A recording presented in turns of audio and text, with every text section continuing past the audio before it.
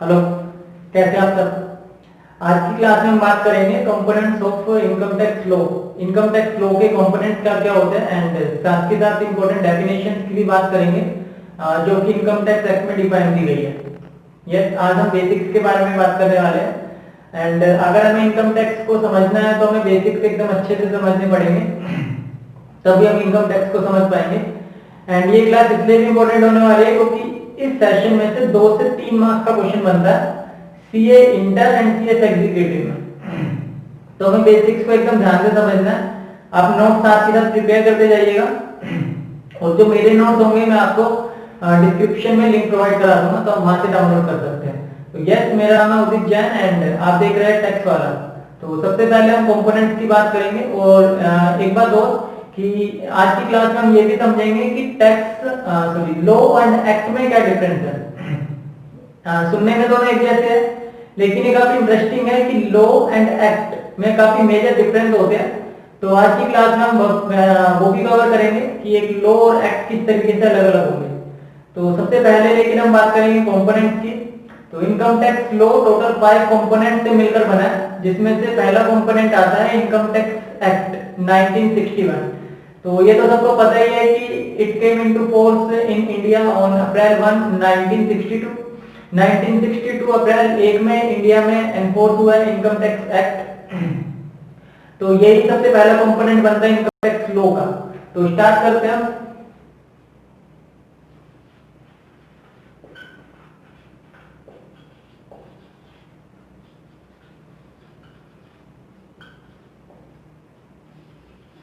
आज हम जो वर्ड्स यूज करेंगे उनके ऊपर आप एकदम ध्यान दीजिएगा क्योंकि वर्ड्स में ही काफी कंफ्यूजन है इसमें। तो सबसे पहला कंपोनेंट आता है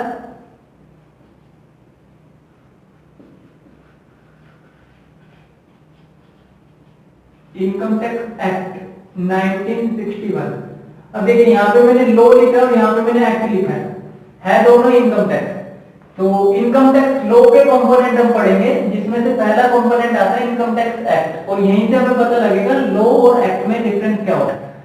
तो ये तो सबको पता ही है, इट केम इनटू फोर्स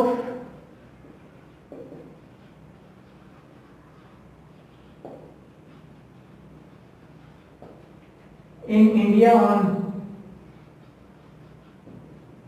अप्रैल 1 1962। कि इंडिया में ये अप्रैल 1 1962 में एनफोर्स हुआ था। टोटल 298 सेक्शन प्लस 14 शेड्यूल्स से मिलकर बना है ये। एंड सेक्शंस के अंदर सबसेक्शन, क्लोजेस एंड सब क्लोजेस को इंक्लूड किया गया है। लाइक फॉर एग्जांपल, अगर मैं ये बोलता हूं कि कोई definition section 2 subsection 30 close A and सब क्लोज ए में डिफाइन हुई है, तो here 2 define section, 30 define subsection, A define close and 1 define सब क्लोज। तो इस तरीके से पूरा कॉन्सेप्ट डिराइव किया गया है। तो this is the first component of income tax law, that is Income Tax Act 1961. Then the second component is, साथ ही साथ आप नोट प्रिपेयर करते जाइए तो काफी हेल्पफुल होगा आपके लिए। Second component is annual finance act. ये इंटरेस्टिंग है क्योंकि इनकम टैक्स एक्ट 1961 तो एक बार बनकर तैयार हो गया, लेकिन पार्लियामेंट में उसका एक बिल पास हुआ और प्रेसिडेंट के एजेंट के साथ उसको पास कर दिया गया और इंडिया में एनफोर्स हो गया। लेकिन हर साल उसमें अमेंडमेंट्स आती है, तो वो जो अमेंडमेंट्स आती है वो एनुअल फाइनेंस एक्ट की हेल्प से ही लाई जाती है। एंड इसका प्रोसीजर क्या होता है कि finance minister of India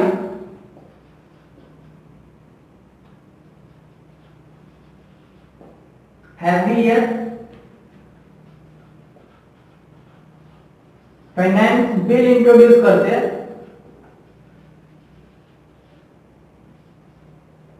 in the parliament budget session. हर साल बजट सेशन के अंदर एक फाइनेंस बिल को इंट्रोड्यूस किया जाता है and then when the bill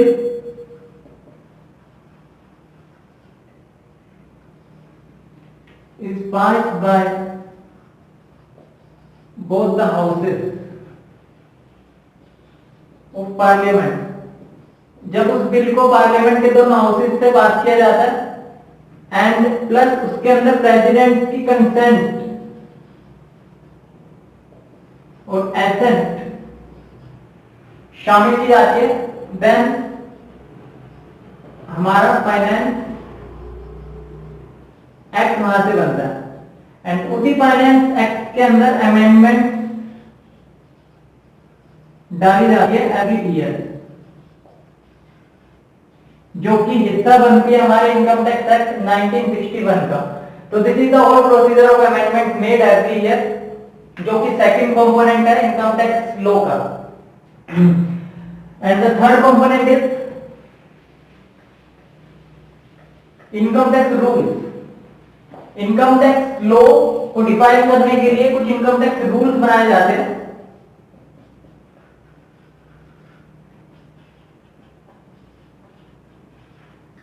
and इसको बनाता कौन है? The rules are framed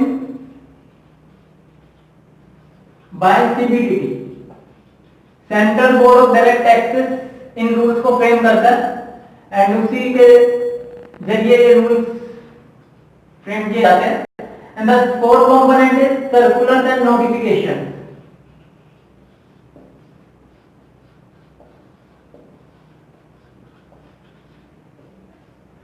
circular and notification भी इशू किए जाते हैं बाय सीबीडीटी। सीबीडीटी इनको इशू करता है और क्यों करता है? फॉर गाइडलाइन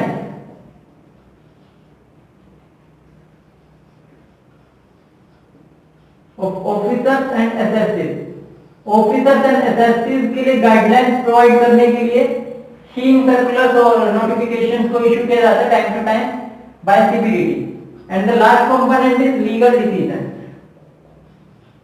इस एक्ट से रिलेटेड जितने भी लीगल डिसीजंस हैं उनको फ्रेम किया जाता है। तो इन्हीं पांच कंपोनेंट से मिलकर हमारा इनकम टैक्स लॉ बनता है। फिर अभी हम बात करेंगे कि what is the difference between the law and the act. एक एक्ट और एक लॉ में क्या डिफरेंस होता है? तो लॉ एक ब्रॉड टर्म है एंड लॉ के अंदर ही एक्ट इंक्लूड होता है। तो हम इसको इस तरीके से समझेंगे कि जब एक लॉ के अंदर एक एक्ट प्लस उससे रिलेटेड रूल्स प्लस उससे related circular plus notification time to time जो उससे रिलेटेड इशू की जाती है, प्लस अमेंडमेंट मेड जो टाइम टू टाइम उसमें अमेंडमेंट डाली जाती है। तो जब हम इन सब कंपोनेंट्स को ऐड करेंगे देन इट बिकम्स लॉ, तब जाके वो लॉ बनता है। क्योंकि एक एक्ट तो सिंपल पार्लियामेंट में बिल पास होगा, दोनों सदनों में मंजूरी के साथ उसको फ्रेम किया जाएगा एंड उस एक्ट को पास कर दिया जाएगा। लेकिन एक एक्ट लॉ कब बनेगा? जब उस एक्ट के अंदर हम उस पर्टिकुलर डिपार्टमेंट से related rule, circulars, notification and amendments को ऐड करेंगे, देन इट बिकम्स लॉ, तब जाके वो लॉ बनेगा एंड देन लॉ ही फॉलो किया जाएगा पूरे इंडिया के अंदर।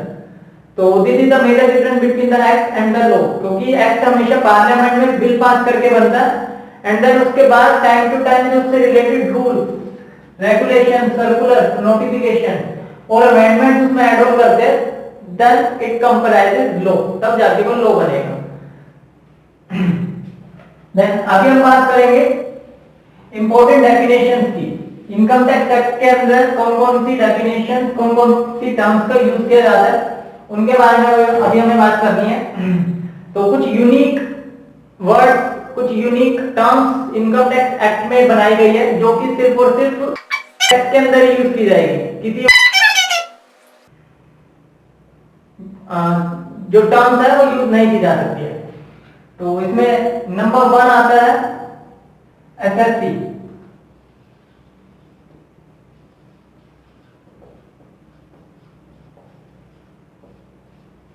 सबसे पहली डेफिनेशन हमारे पास आती है SSC. It is defined in section 2 subsection 7. Income tax act के सेक्शन 2 सबसेक्शन 7 में एसएससी को डिफाइन किया गया है and SSC here means a person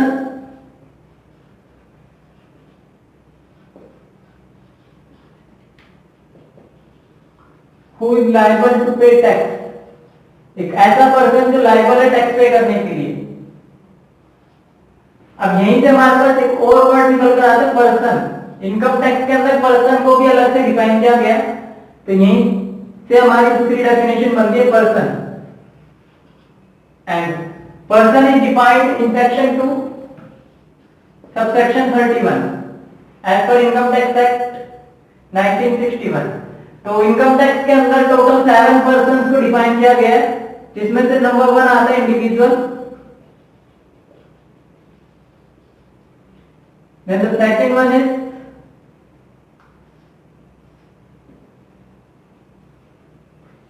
HUF, that is Hindu Undivided Family. The third one is firm and LLP. The fourth one is company. The fifth one is AOP, that is Association of Persons, and BOI, that is Body of Individuals. The next one is local authority, that is municipal corporation, and the last one is artificial judicial person.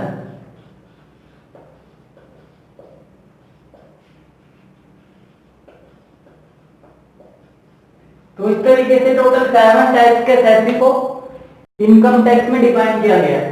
One by one हम इन सबको define करेंगे कि सबका मतलब क्या है as पर income tax act, and साथ ही साथ ये भी समझेंगे कि what is the difference between the person and SSC. एक पर्सन और एक एसएससी में क्या डिफरेंस होता है। तो सबसे पहले पर्सन नंबर 1 आता है हमारा इंडिविजुअल।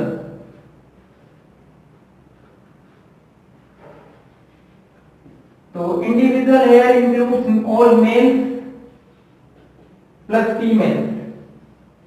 इंडिविजुअल में सारे मेल्स एंड फीमेल्स आएंगे, एंड प्लस में इसमें माइनर आ जाएगा और plus person of unsound mind.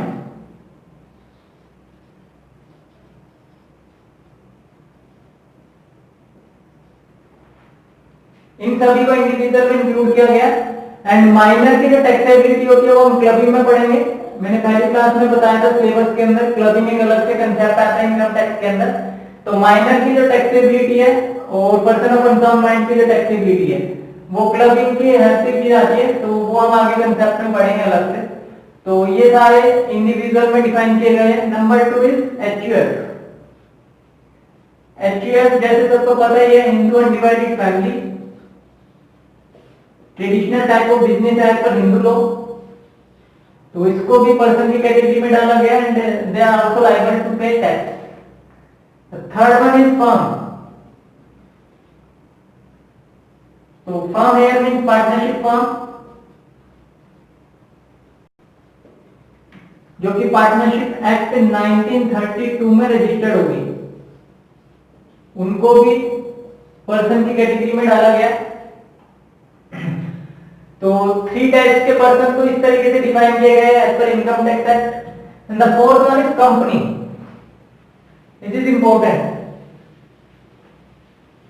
जो फोर्थ पर्सन डिफाइन किया गया है इनकम टैक्स एक्ट के अंदर वो है कंपनी।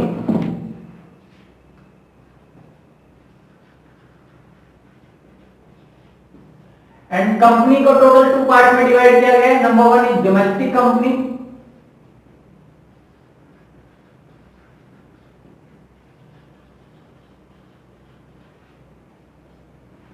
डोमेस्टिक कंपनी किसको बोला जाता है?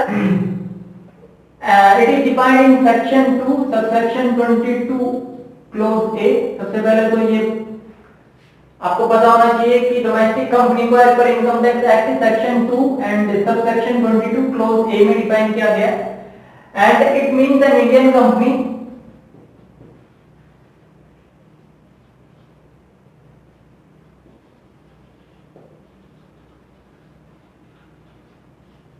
or any other company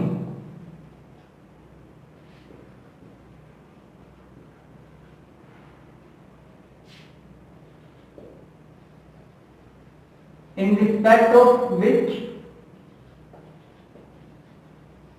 income is liable to pay tax.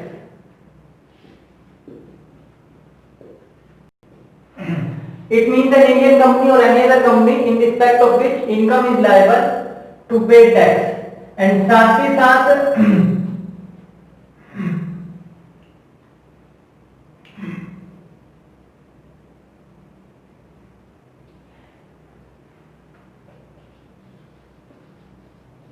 has made the prescribed arrangement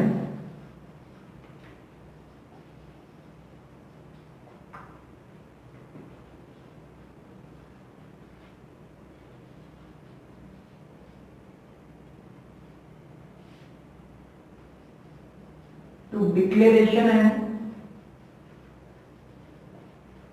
payment of dividend with India.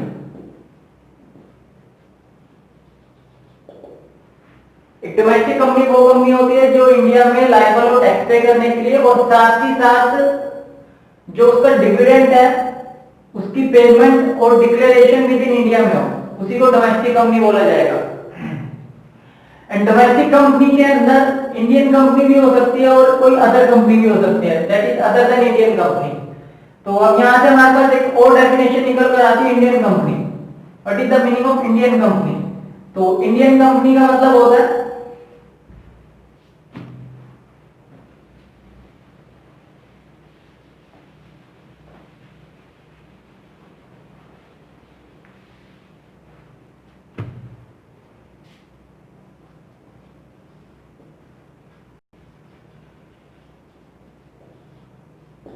Indian company में हमें टोटल दो कंडीशन को सेटिस्फाई करना पड़ेगा and it is defined in section 2 subsection 26।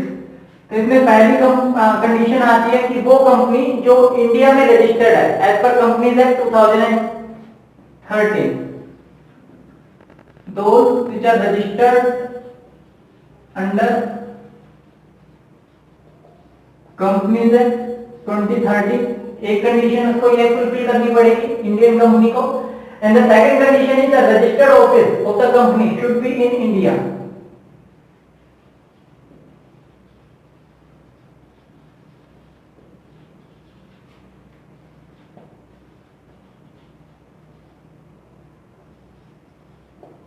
कि उस company का जो रजिस्टर्ड ऑफिस है वो इंडिया में होना चाहिए। तो ये दो कंडीशन सेटिस्फाई अगर करती है तो वो एक इंडियन कंपनी मानी जाएगी। अदरवाइज अगर वो कंपनी इंडिया में रजिस्टर्ड नहीं है लेकिन वो इंडिया में लायबल है टैक्स पे करने के लिए, और साथ के साथ जो डिविडेंड है वो इंडिया में ही डिक्लेयर कर रही है और उसकी पेमेंट भी इंडिया में ही हो रही है, तब जाके वो डोमेस्टिक कंपनी बनेगी। तो यहां पर हम ये बोल सकते हैं कि ऑल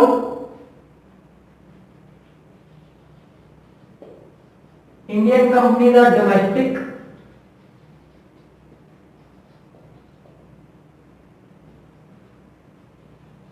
बट ऑल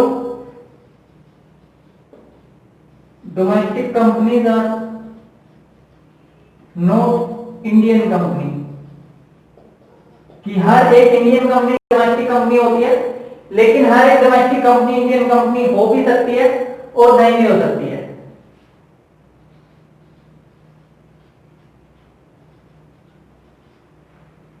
तो इस तरीके से इंडियन कंपनी और डोमेस्टिक कंपनी के बीच में डिफरेंस क्रिएट होता है। In the next one is foreign company. Foreign company को समझना बिल्कुल इजी है।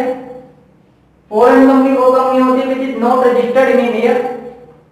ऐसी कंपनी जो इंडिया में ही रजिस्टर्ड नहीं है और उसका रजिस्टर्ड ऑफिस भी इंडिया में नहीं है, तो वो फॉरेन कंपनी मानी जाएगी। तो हम इसको ऐसे भी बोल सकते हैं कि कंपनी विच इज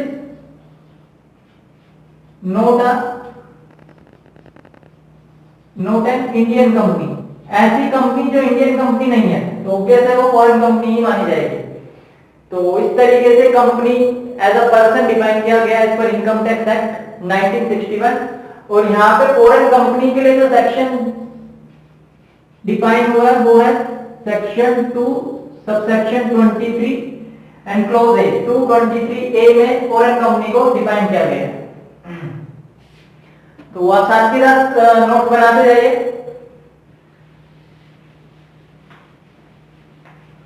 तो ये जो कंपनी है वो हमारे 4th नंबर का पर्सन है जो कि इनकम टैक्स एक्ट में डिफाइन किया गया है। And the 5th one is AOP and BOI.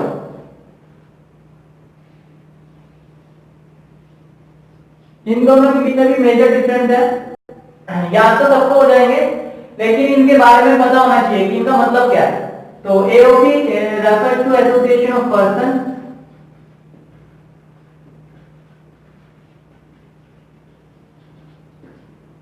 And association of person का मतलब है कि when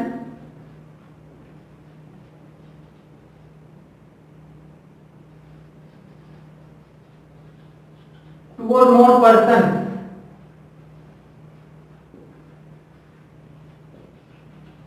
associated together to do any business, then इस केस में वो एओपी माने जाएंगे। फॉर एग्जाम्पल कोऑपरेटिव सोसाइटी,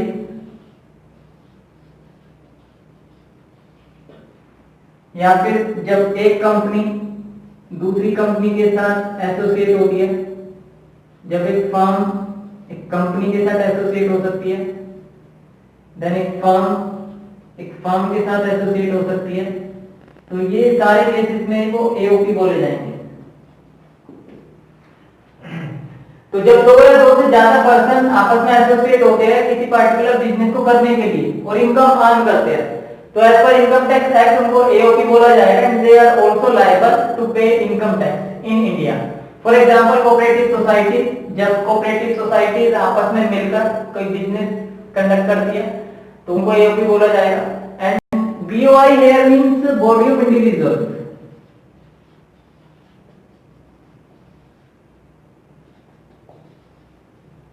अब यहाँ पे सिर्फ एक वर्ड का ही डिफरेंस है, यहाँ पे इंडिविजुअल लिखा जा रहा है और यहाँ पे पर्सन लिखा जा रहा है, क्योंकि यहाँ पे ग्रुप ऑफ पर्सन है और यहाँ पे ग्रुप ऑफ इंडिविजुअल है।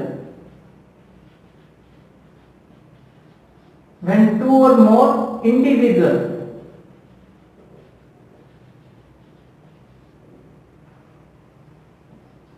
associated to do any business activity, जब दो या दो से ज्यादा इंडिविजुअल्स एसोसिएट होते हैं किसी बिजनेस एक्टिविटी को करने के लिए, देन इन दैट केस उनको बॉडी ऑफ इंडिविजुअल बोला जाएगा। Like for example A individual है, वो बी किसी इंडिविजुअल के साथ एसोसिएट होता है किसी काम को करने के लिए, then in that case it becomes BOI, तो वो बॉडी ऑफ इंडिविजुअल बनेंगे। तो यहाँ पर क्या होगा एओपी के अंदर कि पर्सन एसोसिएट होते हैं आपस में, और पर्सन के अंदर वो इंडिविजुअल भी हो सकता है, वो कंपनी भी हो सकती है, वो फर्म भी हो सकता है, वो कोऑपरेटिव सोसाइटी भी हो सकता है। लेकिन बीओआई में ओनली इंडिविजुअल ही आपस में एसोसिएट होंगे एंड एक पर्टिकुलर बिजनेस एक्टिविटी को कंडक्ट करेंगे, तो उसके केस में वो बॉडी ऑफ इंडिविजुअल्स बनेंगे। तो these are the major difference between AOP and BOI. इसको भी पर्सन की कैटेगरी में डाला गया एज पर income tax act.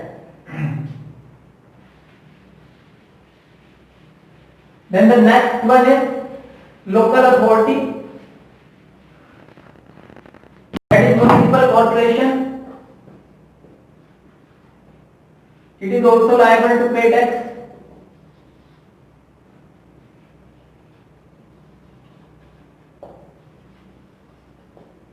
And the next one is, and the last one is artificial judicial person.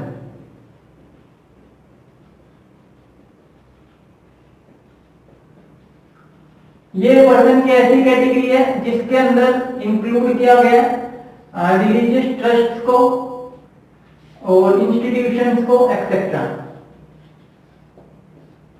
क्योंकि ये नेचुरल पर्सन नहीं हो गए बट इनकम तो ये भी अर्न कर रहे, तो they are known as artificial judicial person in terms of income tax act 1961। तो they are also liable to pay tax, तो ये भी टैक्स पे करने के लिए लायबल होंगे। अब यहां से हमें पता लगेगा what is the difference between the person and SST, क्योंकि हर एक व्यक्ति या हर एक फर्म या हर एक कंपनी स्टार्टिंग में पर्सन ही होती है, बट व्हेन पर्सन के अंदर हम उसकी टैक्स लायबिलिटी को ऐड कर देते हैं,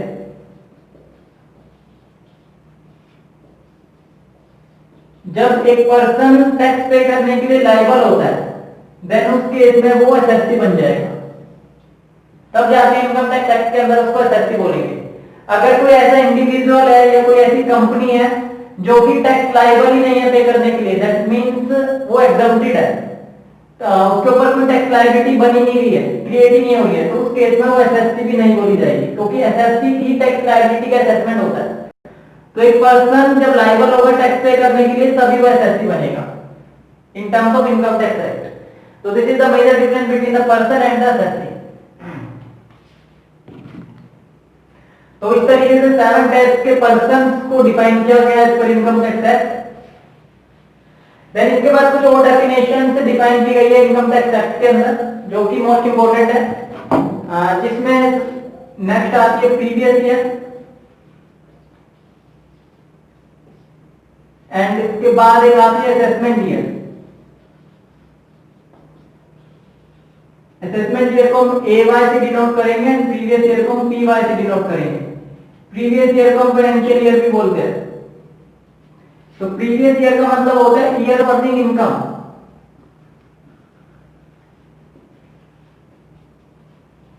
वो ईयर जिस ईयर में इनकम को अर्न किया जाता है उसको बोलेंगे प्रीवियस ईयर।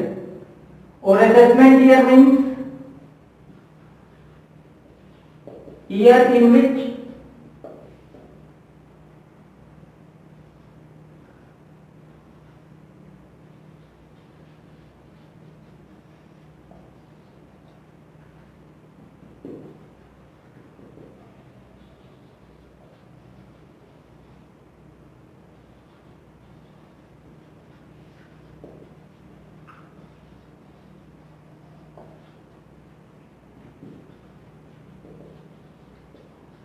असेसमेंट ईयर वो ईयर होता है जिसके अंदर असेसमेंट की जाती है एसएसटी की टैक्स लायबिलिटी की उस इनकम के ऊपर जो कि प्रीवियस ईयर में अर्न हुई है। लाइक फॉर एग्जांपल अभी हमारा करंट ईयर चल रहा है 2020 2021, दैट मींस अप्रैल 1 2020 से मार्च 31 2021 तक हमारा फाइनेंशियल ईयर है। फाइनेंशियल ईयर हमेशा अप्रैल से स्टार्ट होता है एंड मार्च पे एंड होता है।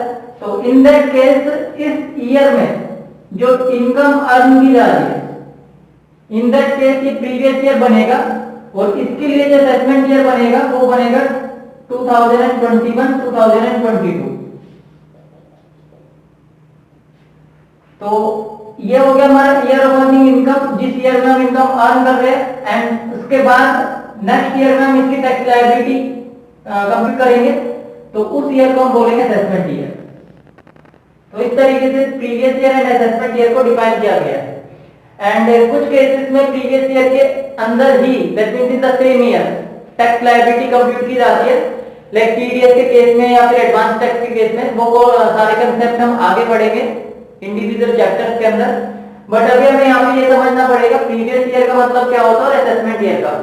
तो the only meaning is previous year means year of earning income, कि जिस ईयर में हम इनकम अर्न कर रहे हैं वो प्रीवियस ईयर होगा और फिर उसके अगले साल हम उस इनकम के ऊपर जब असेसमेंट करेंगे टैक्स लायबिलिटी का, तो उसको बोला जाएगा assessment year.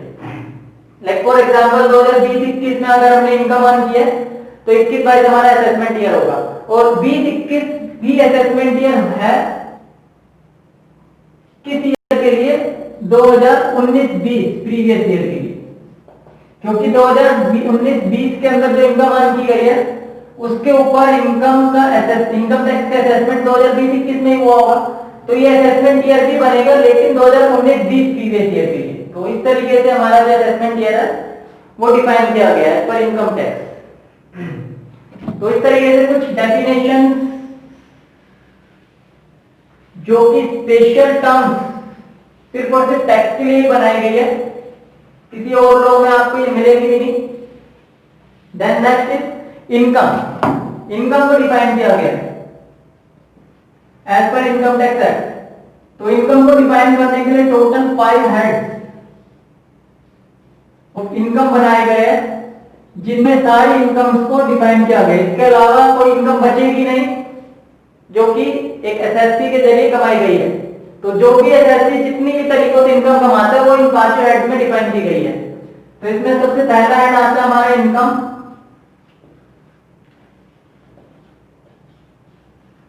From head salary, salary head से जो इनकम अर्न हुई है बाय एन एम्प्लॉय, उस इनकम को टैक्सेबल किया गया नंबर 1 हेड में। Number 2 head is income from house property. इस हेड में जो इनकम कंप्यूटेशन की जाती है वो आती है रेंटल इनकम। अगर एक एसएससी रेंट से इनकम अर्न करता है तो वो इस हेड में टैक्सेबल होगा। Third one is income from PGBP. PGBP here means profits and gains from business and profession। कि बिजनेस और प्रोफेशन से जो भी हम इनकम अर्न करते हैं वो थर्ड हेड में टैक्सेबल होगी। The fourth one is income from head capital gain, means capital assets and securities को सेल कर हमने जो गेन अर्न किया होगा, जो इनकम अर्न की होगी, it is taxable under head 4, that is income from capital gain. Number 5 is income from other sources. Other sources तो जो इनकम अर्न की गई है, लेकिन इन चारों के अलावा बाकी जितने भी सोर्सेज से इनकम अर्न की गई है, like for example casual income जिसमें हमारी lottery, crossword puzzle, card games, इन सब से रिलेटेड इनकम आ जाएगी।